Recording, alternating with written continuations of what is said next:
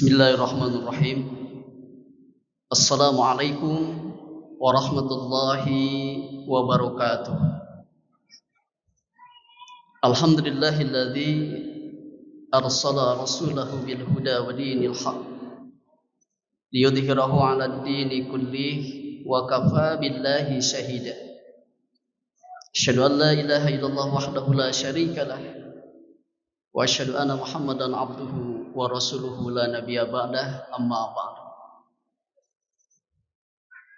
Puji syukur dengan mengucapkan alhamdulillah kita panjatkan kehadirat Allah Subhanahu wa taala. Salawat dan salam semoga tercurah terlimpah kepada baginda kita, panutan kita, Nabi besar Muhammad sallallahu alaihi wasallam. Hadirin ikhwatul iman rahimakumullah, masih dalam suasana Idul Kurban, tepatnya di hari Tasyrik, sekarang tanggal 11, 12 dan terakhir 13, masih ada kita untuk menyembelih hewan kurban, tanda kita cinta dan takwa kepada Allah Subhanahu wa taala. Berbicara mengenai Idul Adha atau Idul Kurban, tidak terlepas dari historik seorang nabi dan rasul, yaitu Nabi Ibrahim alaihissalam dengan keluarganya, yang pada kesempatan ini yaitu Nabi Ismail alaihissalam. Kalau kita berbicara mengenai sosok Nabi Ibrahim alaihissalam, maka kita akan mengenal suri tauladan, uswah yang ada pada diri Nabi Ibrahim alaihissalam dengan semua rentetan ujian dan cobaan, yang sehingga beliau tepat mendapatkan beberapa julukan. Di antaranya adalah Khalilullah, kekasih Allah. Kemudian bapaknya para nabi dan rasul. Kemudian juga beliau seorang yang termasuk ke dalam golongan ulul ajmi, nabi yang mendapatkan kesabaran yang tinggi. Kemudian juga beliau sebagai uswah, teladan bagi seluruh umat manusia. Mari kita absen, hadirin rahimakumullah, ujian, cobaan yang Allah hadirkan kepada Nabi Ibrahim, yang tentunya nanti juga sikap yang dihadirkan Ibrahim juga ketika mendapatkan ujian dan cobaan. Dan ini juga harus menjadi contoh bagi kita. Kalaupun mungkin saat ini, hari ini, kita sedang diuji, dicoba oleh Allah, maka coba bandingkan seberapa kecilnya kalau dibandingkan dengan ujian dan cobaan yang Allah berikan kepada Ibrahim. Pertama, hadirin rahimakumullah, kita absen. Saat Ibrahim hidup, Ibrahim merasa resah dengan keadaan umatnya. Pada saat itu Nabi Ibrahim memegang teguh dalam hatinya, la ilaha illallah, tidak ada Tuhan selain Allah. Itu yang terpatri dalam jiwa dan kalbu Nabi Ibrahim alaihissalam. Tapi pada kenyataannya, hadirin rahimakumullah, ini ujian yang pertama yang memang terus Nabi Ibrahim alami. Pada saat hatinya mengatakan la ilaha illallah, ternyata bapaknya yang bernama Azar itu sang penyembah berhala sekaligus dia pencipta atau pembuat berhala itu. Ini ujian. Jadi yang pertama ujian itu datang kepada Ibrahim itu dari bapaknya, dari orang tuanya. Makanya kalau kita sekarang diberikan ujian dari kedua orang tua kita, itu Ibrahim terlebih dahulu. Tidak cukup di situ, hadirin rahimakumullah. Ibrahim mengatakan tidak ada Tuhan selain Allah dan bapaknya menyembunyikan, tapi ada orang yang mengetahui bahwa Ibrahim itu menyembah Allah. Maka dilaporkan kepada pemerintah rezim yang zalim pada saat itu, yaitu Raja Namrus. Maka Nabi Ibrahim dipanggil oleh kepemerintahan yang zalim. Nabi Ibrahim hendak dibakar oleh Raja Namrus. Cukup sampai di situ? Tidak, hadirin rahimakumullah. Nabi Ibrahim mempunyai istri yang sangat cantik jelita, yaitu Siti Sarah.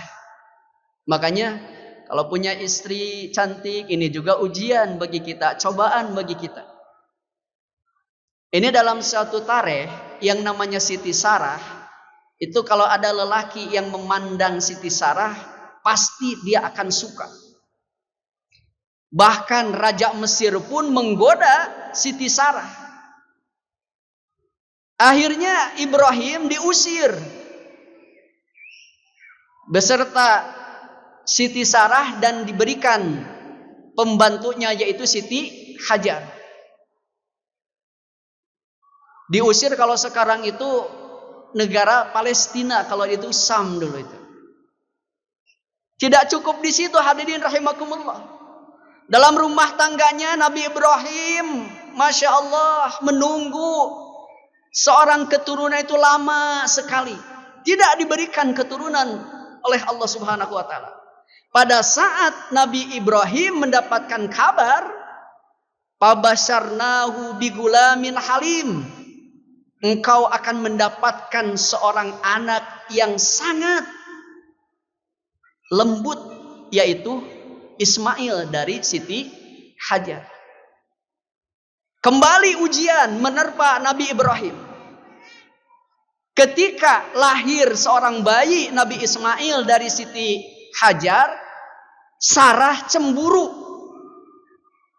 Sarah tidak menginginkan, tidak mau melihat antara Hajar dan Ismail, maka Sarah meminta supaya dijauhkan Ismail dengan Hajar. Akhirnya hadirin rahimakumullah, diajak pergilah Hajar dengan Ismail ke tempat di mana di suatu tempat yang sangat tandus, kering. Dalam suatu riwayat dikatakan jangankan manusia yang ada pada saat itu, binatang pun tidak ada dan tumbuhan tidak pernah tumbuh, yaitu sekarang namanya Mekah. Ternyata ujian terus, hadirin rahimakumullah.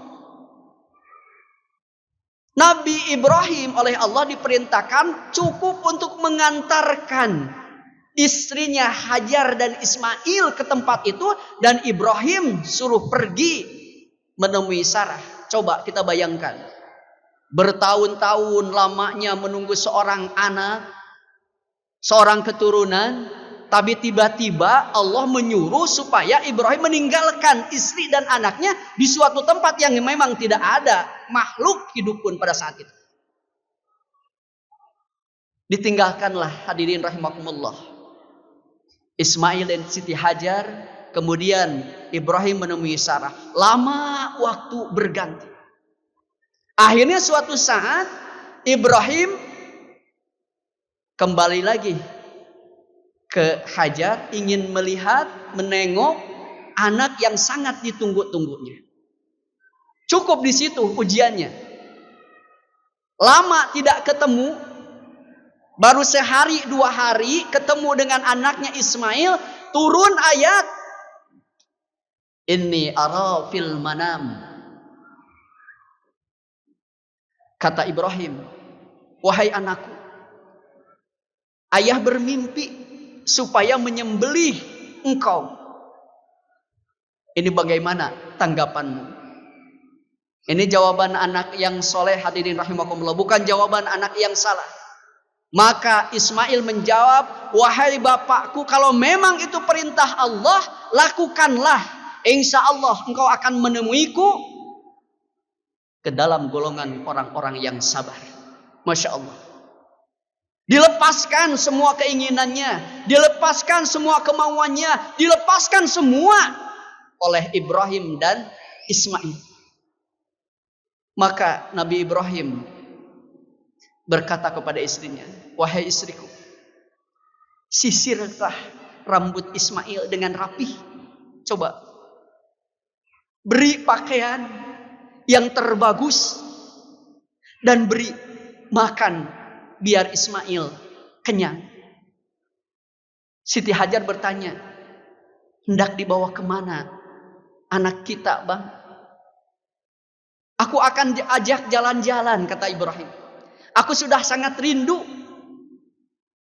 Apa jawaban Siti Hajar? Kalau bahasa kita ini, titip anak kita ya Pak. Titip anak kita ya Mas. Ini saya yang mengurus, membimbing sendiri anak ini di tempat yang tandus ini. Titip anak saya. Maka dibawa, hadirin rahimakumullah. Sudah siap batunya, sudah siap goloknya, semuanya dibaringkan Ismail. Tapi setelah itu Allah mengirimkan sebuah hewan kurban, yaitu domba dari surga untuk mengganti Ismail. Allah bukan hendak membunuh Ismail, tapi Allah ingin melepaskan sebagian dari Ismail itu, kepunyaan Ismail itu. Pertanyaannya, hadirin rahimakumullah, apa sikap Ibrahim? Atau ada hikmah apa di balik itu yang Ibrahim terima pada saat ini? Yang mungkin sekali lagi, hadirin rahimakumullah, kalau kita sekarang diuji oleh Allah dengan ujian apapun yang kita hadapi, karena semakin kuat iman seseorang, semakin berat ujian yang Allah berikan kepada kita. Sekali lagi, semakin kuat keimanan seseorang, semakin besar dan berat ujian yang diterima oleh seseorang itu. Setidaknya ada 4 hikmah atau 4 sikap yang Ibrahim hadirkan pada saat diuji oleh Allah Subhanahu wa taala. Pertama, hadirin rahimakumullah, tiada lain adalah kesabaran. Apa itu makna sabar? Sabar itu bukan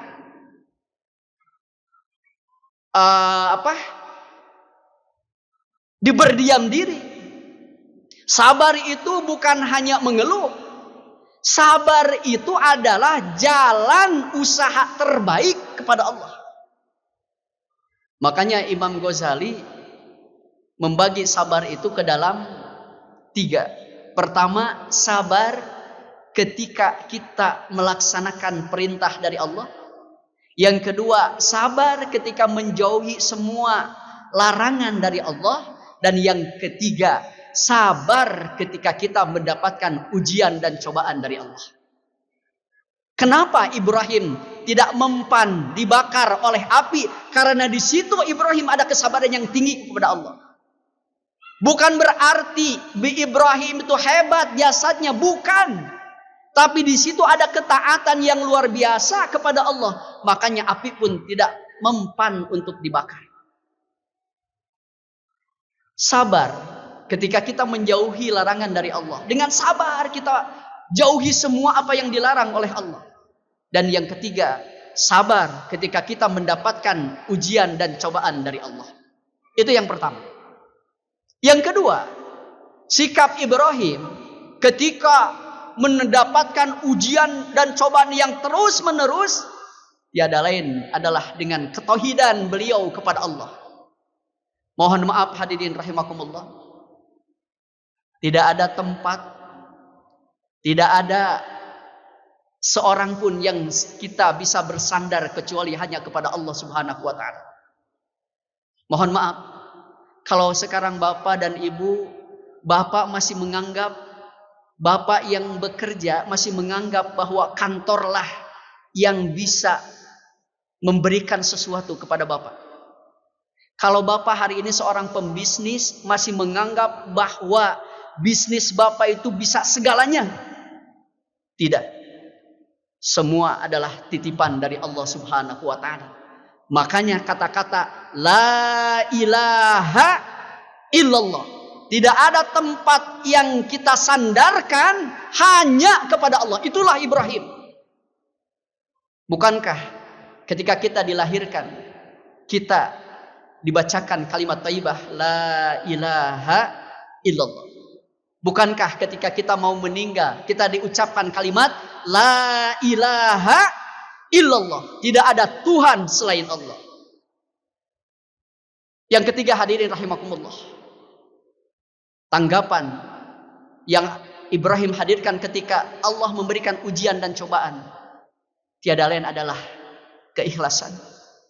Apa itu arti ikhlas? Ikhlas itu adalah at-tahur, bersih, jernih.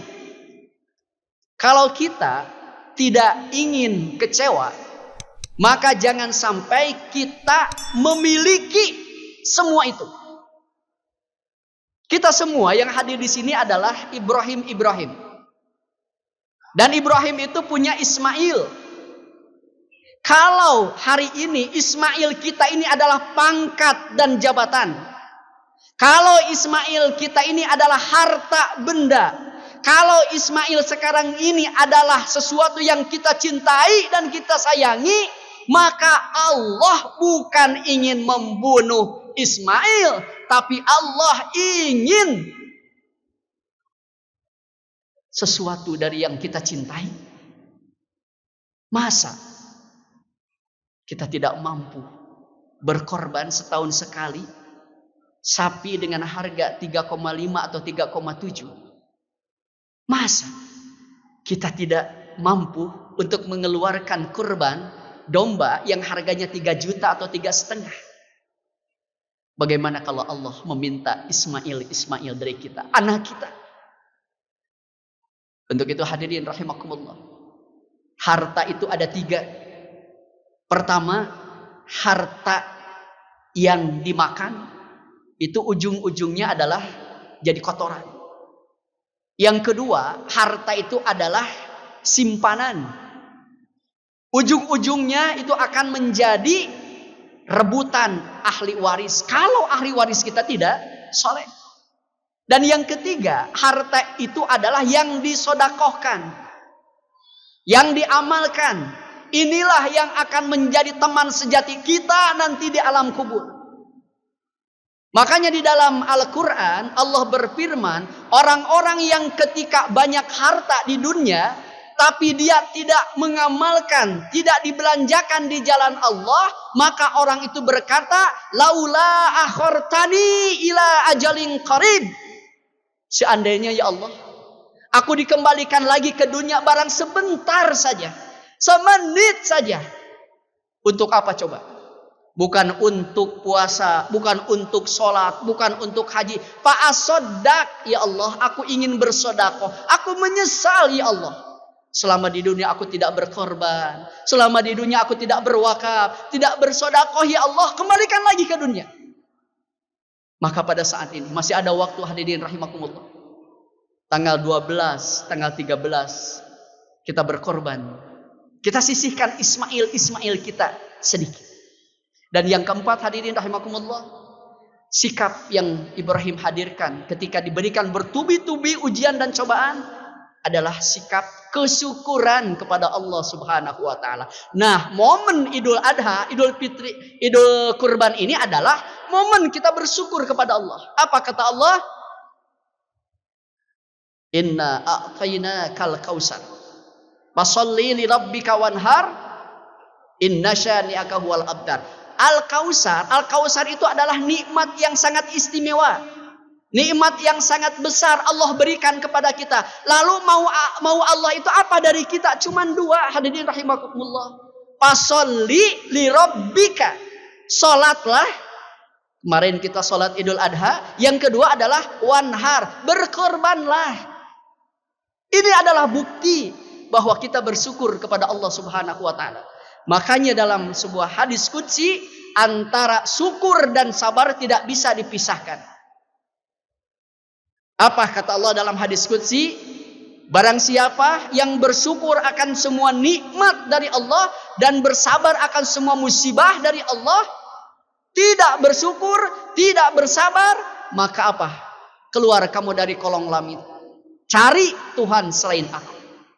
Kalau kita sudah diusir dari kolong langit, mau kemana hadirin rahimakumullah? Bahkan juga dalam sebuah hadis dikatakan, seorang mukmin itu menakjubkan. Kenapa menakjubkan? Diberikan ujian, sabar, baik artinya. Diberikan kenikmatan, bersyukur, baik. Jadi baik diberikan kenikmatan, diberikan kesusahan, tetap dia baik-baik dan baik. Mudah-mudahan hadirin rahimakumullah, di momen Idul Adha ini, pertama, kita diberikan kesabaran yang tinggi oleh Allah Subhanahu wa taala. Sebagaimana Rasulullah yang terdapat ke dalam ulul ajmi, yaitu Ibrahim alaihissalam. Yang kedua, ketauhidan kita. Dengan kita terpatri dalam hati kita, la ilaha illallah. Tidak ada Tuhan selain Allah, dan kita selalu bersandar kepada Allah. Yang ketiga, ikhlas. Ikhlas kita apa yang diminta oleh Allah. Bahkan Ibrahim hadirin rahimakumullah, sebelum menikah tidak kurang beliau itu berkorban itu 100 unta, 1000 domba tiap tahun. Tidak pernah beliau lewatkan. Dan dagingnya semuanya diberikan kepada fakir miskin. Bukan hanya manusia yang merasa kagum, termasuk malaikat pun merasa kagum. Nah, disinilah letak sejarahnya. Kenapa ada Idul Kurban? Ada kata-kata nazar yang Ibrahim katakan. Jangankan mengorbankan hewan peliharaan, hewan ternak, sekalipun Allah meminta kalau aku punya keturunan untuk dikorbankan, maka aku korbankan. Itulah nazar Nabi Ibrahim. Maka ditagih oleh Allah pada malam Tarwiyah, malam tanggal 8, malam Arafah tanggal 9. Hei Ibrahim, mana janjimu? Ternyata Ibrahim kuat untuk memenuhi janjinya. Kemudian yang terakhir, syukur. Mari kita banyak bersyukur kepada Allah. Sedikit atau banyak nikmat yang Allah berikan kepada kita, tapi kita tetap bersyukur kepada Allah. Mudah-mudahan bermanfaat. Wallahu muwaffiq ala aqwamut thoriq. Assalamualaikum warahmatullahi wabarakatuh.